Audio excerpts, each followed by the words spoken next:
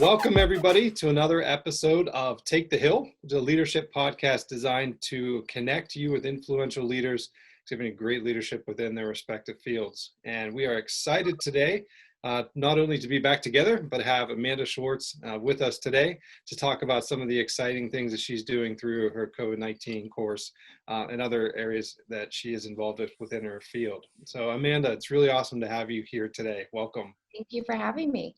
Awesome. So again, Dennis, Angelo, welcome to the show. Good to have you guys back. All right, so Dennis, I'm going to let you kick things off and introduce Amanda a little bit and get things rolling here. Yes, well, again, welcome, Amanda. Amanda is the Director of Operations for Checklist Facility Maintenance. Checklist provides their services to commercial office buildings in the Pennsylvania region. Amanda is an industry professional in proven operations management and project coordination and property management acumen. And she also strives to excel clients' expectations, one genuine interaction at a time. So Amanda, could you please just share with us a little bit more about your background and again, what led you to create the COVID-19 course? Yeah, so my background primarily started off a little bit surprisingly in the medical field. Decided it was not for me, went into property management and kind of fell in love with the facilities sides of things. From there, I was introduced to Corey, the owner of Checklist, got on board with him and have been there for about 6-7 years now, and have held the director of operations role within the company. So I am kind of the Swiss Army knife of the company, whether it's dealing with the employees, trying to keep them safe, watching over everybody and really making sure that the operations and logistics come together each day and each night. So with that being said, we're trying to keep everyone safe and the safety sides of things with COVID coming about. I really did a lot of research because the media only provides so much. You have businesses and a lot of our tenants in office buildings were expected to shut down. Nobody was allowed in, and it was really uncertain with our cleaners going in and spending a lot of time in those spaces and being exposed to that risk. So I stumbled upon a course through Johns Hopkins University, and I took that course, did a lot of research and studying, became certified in their contact tracing. And with that, I still didn't feel, even though the course was great and knowledgeable, I wanted to kind of fill the gap of what businesses can do to bring people back and not just the health sides of things, which is kind of really is all that's out there, the statistics about the health sides of things. So I took that information from what I learned in the course, everything that's obviously out there to everyone online and in the media, and combined that with my own knowledge and facilities, the knowledge of the buildings and tenants and the way that things operate with different vendors, and put that together so businesses are able to come up with a plan to reopen safely, follow OSHA guidelines, be able to pass audits, and keep their staff and families at home safe from everything. That's interesting, and we'll jump into more of the course here in a moment, but I'm always interested in learning a little bit more about individuals' backgrounds because, you know, that collective experience, like you said, you know, being in the medical field and then kind of going into operations, you know, there's always transition of skill sets, right? Yeah. So what did you pull that you learned maybe in the medical field that really prepared you for this next journey for you? I'd have to say the compassionate sides of things. The knowledge didn't much per se transition into facilities and operations, but the compassion sides of things really, really transferred. Yeah. And that's awesome to hear because, again, like you had said, I think regardless of industry, you notice people that are compassionate, have empathy, or they're really authentic, right? And like you said, I think the medical field kind of does draw that out of you, right? There's certain type of folks that are attracted to those fields. So in terms of the course itself, tell us a little bit more of why this course is really beneficial to the participants who do take it. Sure. So it's with businesses reopening and the different guidelines that the state and county may uphold for different regions, a lot of people, and it's sad to say, but you don't want to kind of just go in there and throw some hand sanitizer stations up and think that that's okay. You're going to keep your staff safe. You're going to pass your audits. You're going to be able to remain open. You want to make sure that everything is streamlined. If you're in an office building, you want to make sure you have certain partitions and screens. You want to make sure that your operations manager has a space set aside.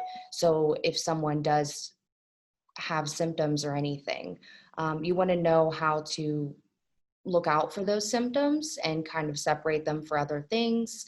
So there's different parts of the course that really explain. The first portion goes into the history and kind of looking out for the signs and symptoms. So they're kind of just like the basic knowledge of stuff. And then the last portion goes into exactly what you need to do to build a plan.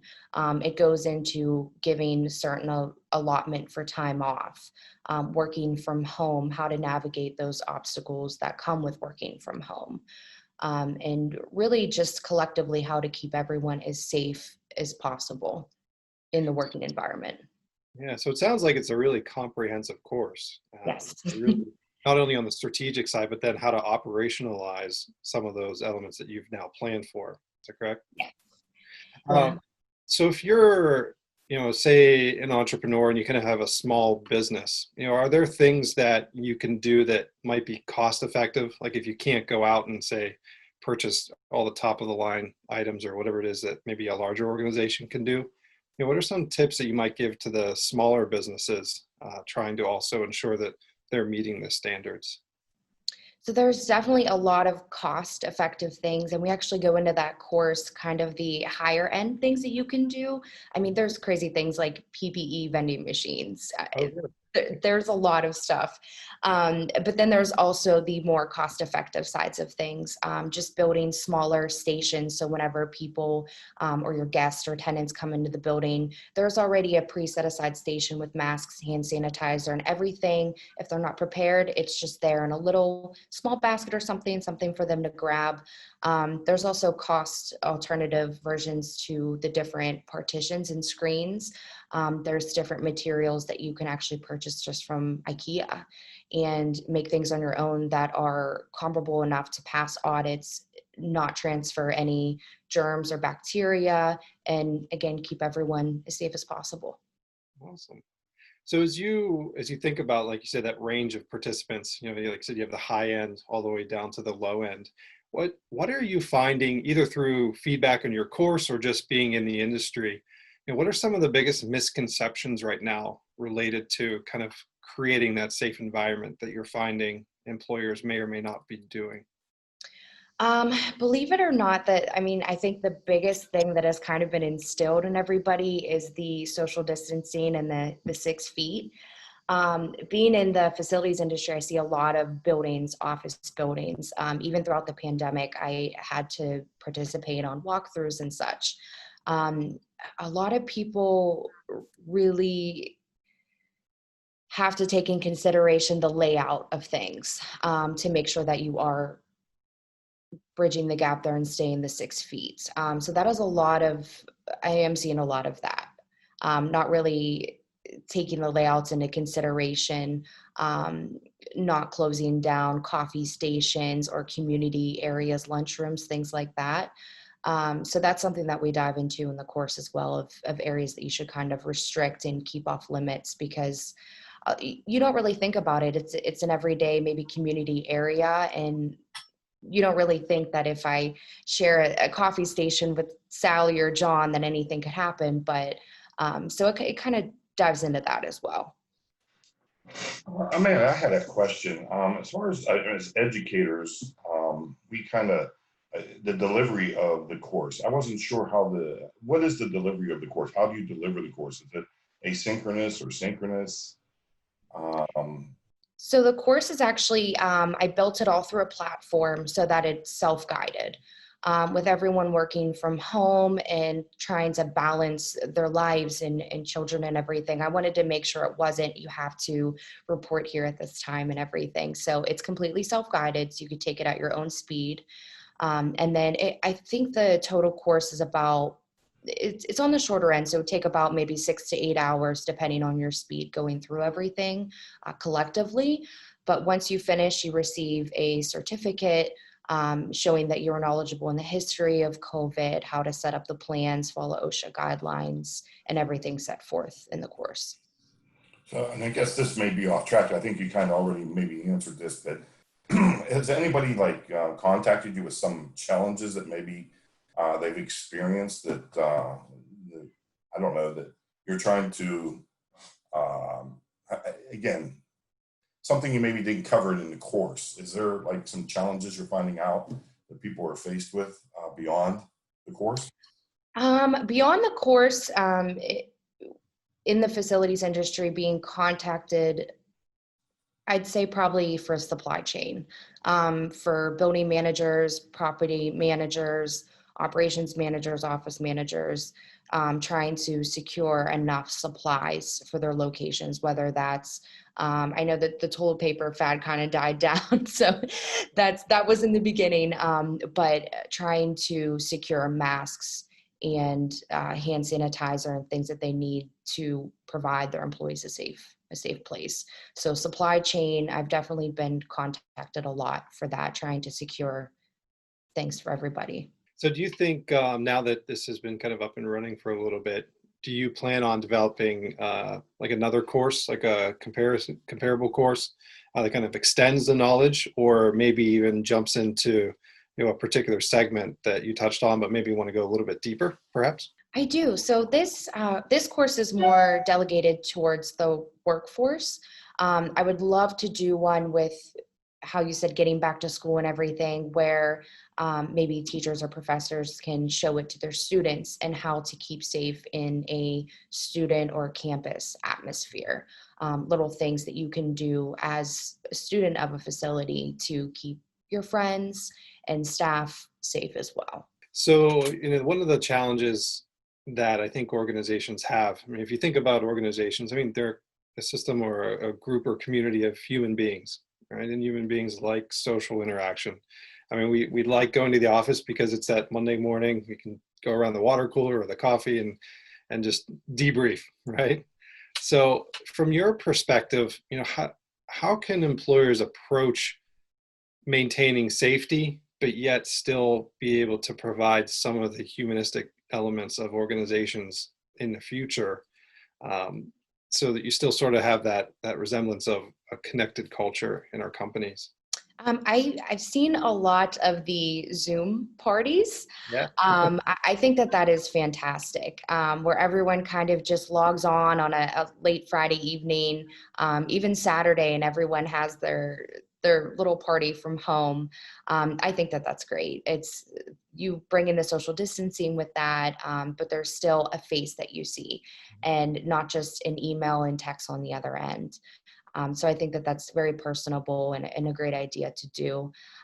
Whenever people start to come back into the office, bringing outdoor activities into play. Not only is it healthy, but you can keep a safe distance from everyone and not have everyone kind of jumbled in one area. So I think that's great as well.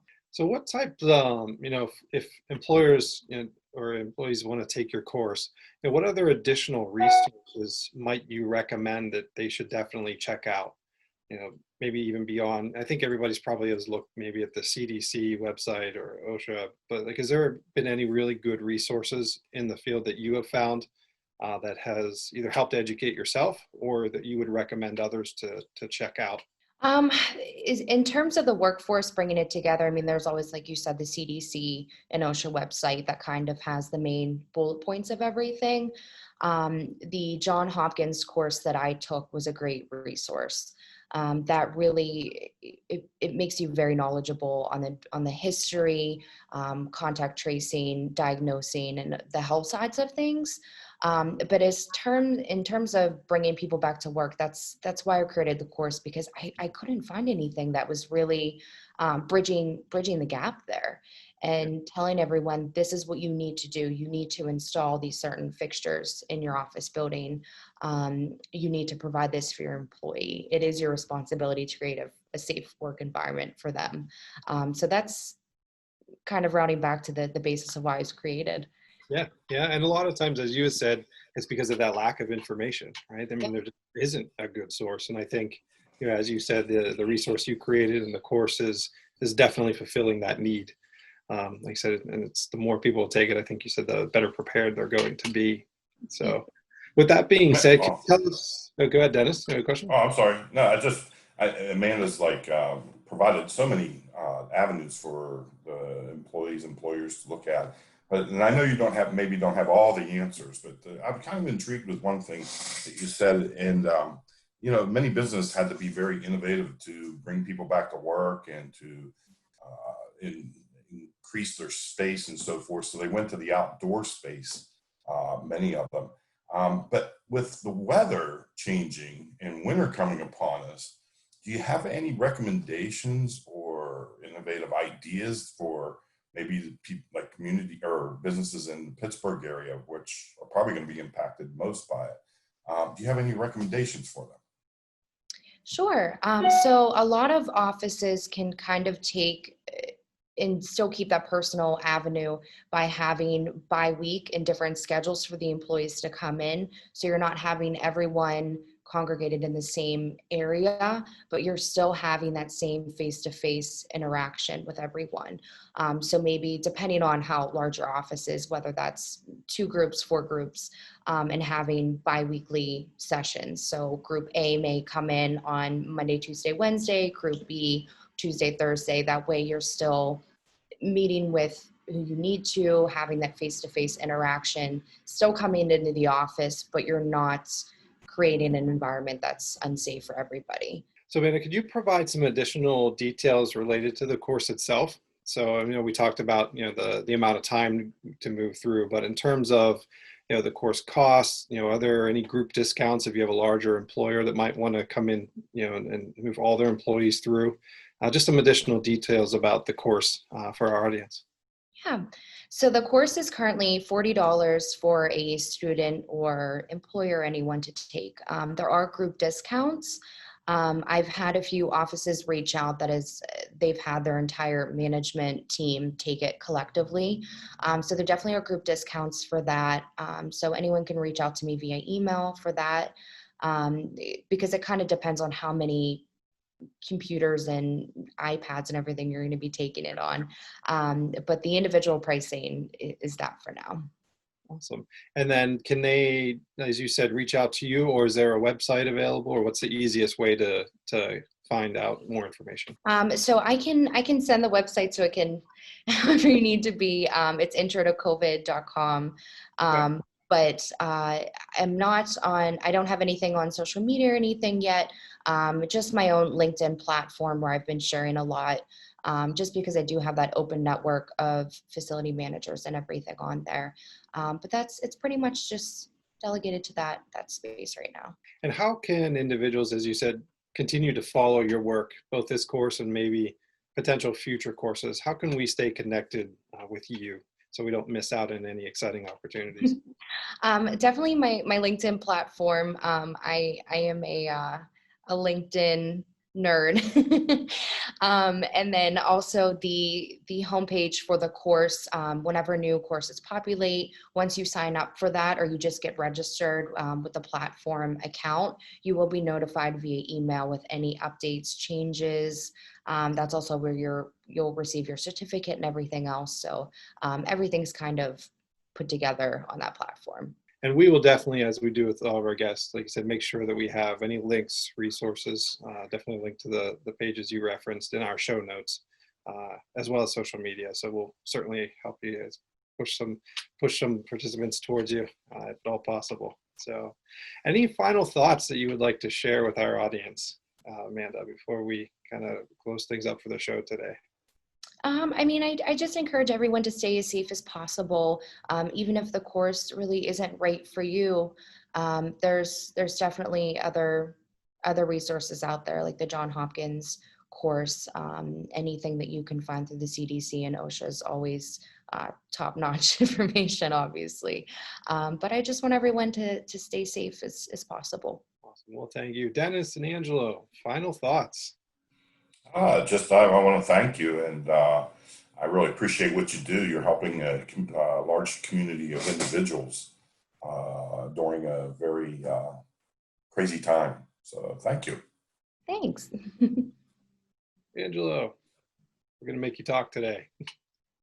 This is like my debut then of talking on this show, I feel. I think that any additional resources that we can provide in these uncertain times, and any guidance, from talking to students to talking to other professionals in the industry, it's the lack of leadership, the lack of guidance, just the lack of information. And there's a lot of contradiction that we get in the media and from our policymakers. And so, to be honest with you, it's just nice to have this little silver lining of guidance and communication, just something to follow and to guide us in these dark days.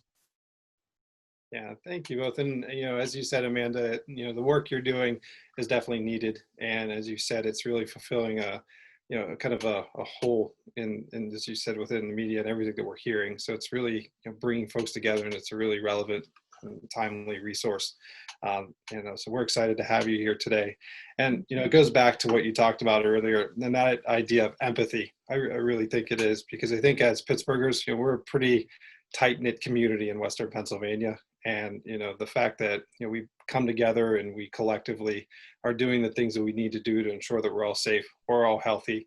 At the end, whenever that comes, we get to the point where we're kind of past, this pandemic, even though it'll be different, but we'll look back and I think the empathy and the efforts of all of us, such as yourself, is what the memories are going to stand. So I want to thank you again for being here today. Thank you. We really appreciate everything that you're doing, and look forward to hearing more success stories and maybe even having you back on in the future as things continue to grow for you. Yeah. Thank you so much for having me. Thank you.